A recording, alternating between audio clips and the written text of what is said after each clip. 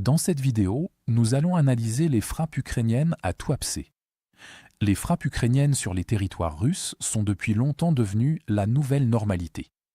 Cependant, une ville stratégique russe a été la cible d'un taux de frappe extraordinaire de la part des forces ukrainiennes.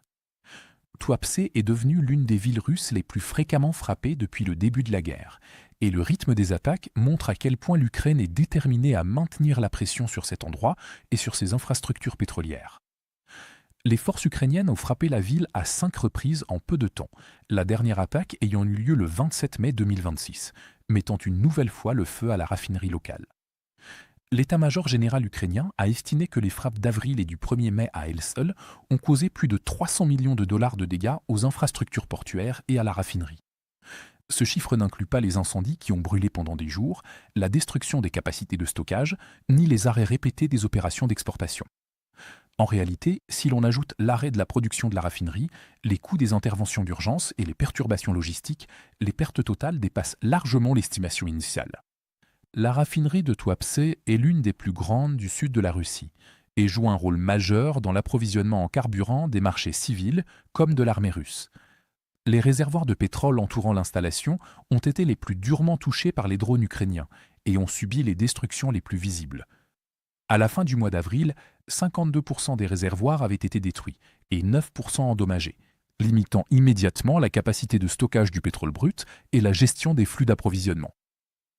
Cependant, les frappes ukrainiennes ont également visé les parties de l'installation les plus difficiles à remplacer et les plus essentielles au fonctionnement de la raffinerie, comme les unités de traitement. Ces unités assurent les étapes clés du raffinage et même des dégâts mineurs entraînent des arrêts qui prennent des semaines, voire des mois à réparer.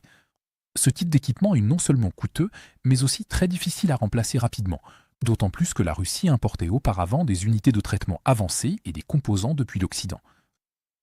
Le terminal d'exportation a lui aussi été frappé à plusieurs reprises, car il est essentiel pour acheminer les produits raffinés vers la mer Noire.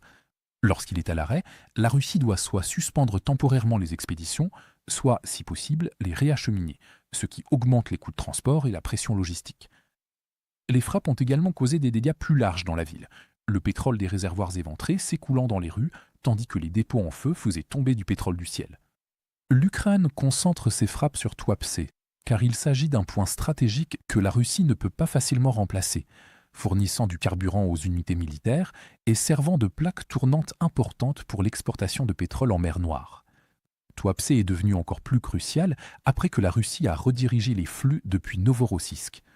En réalité, un problème logistique était déjà apparu plus tôt pour la Russie lorsque l'Ukraine avait frappé la ville portuaire de Novorossiysk, obligeant la Russie à trouver une autre route d'exportation. Cependant, cette décision a concentré la logistique pétrolière de la mer Noire en un seul endroit, faisant de Tuapse une cible prioritaire pour les frappes ukrainiennes. Avec le terminal de Tuapse attaqué à plusieurs reprises, les options d'exportation de pétrole russe diminuent de façon spectaculaire.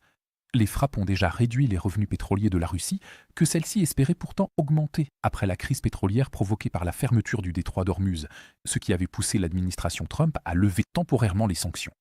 Cependant, la Russie n'a gagné qu'environ 4 milliards de dollars grâce aux ventes de pétrole pendant la levée temporaire des sanctions à la mi-avril, un chiffre qui aurait pu être bien plus élevé sans les attaques ukrainiennes contre les infrastructures pétrolières. Les arrêts répétés de Tuapse sapent également les affirmations de la Russie selon lesquelles la situation serait sous contrôle. Ironiquement, Poutine affirmait en avril qu'il n'y avait aucune menace sérieuse pour la raffinerie, alors que l'installation a de nouveau pris feu quelques jours plus tard. Dans l'ensemble, la destruction à Tuapse montre comment l'Ukraine a appris à exercer une pression constante et ciblée sur les infrastructures énergétiques les plus précieuses de la Russie. Les dégâts déjà causés mettront longtemps à être réparés, et même une raffinerie remise en état resterait vulnérable, car la portée et la capacité de frappe de l'Ukraine continuent de croître. La Russie fait désormais face à une carte de ports utilisables en mer Noire qui se réduit, et Tuapse était la solution de repli qui permettait à son système d'exportation de fonctionner après les pertes précédentes. Si cette ville continue de brûler, la Russie aura du mal à maintenir ses exportations de pétrole, et la pression économique s'accentuera d'une manière qu'elle ne pourra plus facilement absorber. Pour regarder les images de combats non censurées que nous avons utilisées dans ce reportage, consultez notre carte interactive de l'actualité. Ici, nous ne sommes pas limités par les politiques de YouTube et nous pouvons enfin vous montrer la version complète et non coupée de ce qui s'est réellement passé. Mais ce qui est encore plus important, c'est que cette carte vous donnera accès à toutes nos analyses des événements majeurs, bien au-delà de ce que nous pouvons inclure dans nos courtes vidéos quotidiennes. Enfin, nous lançons officiellement la deuxième génération de notre carte interactive.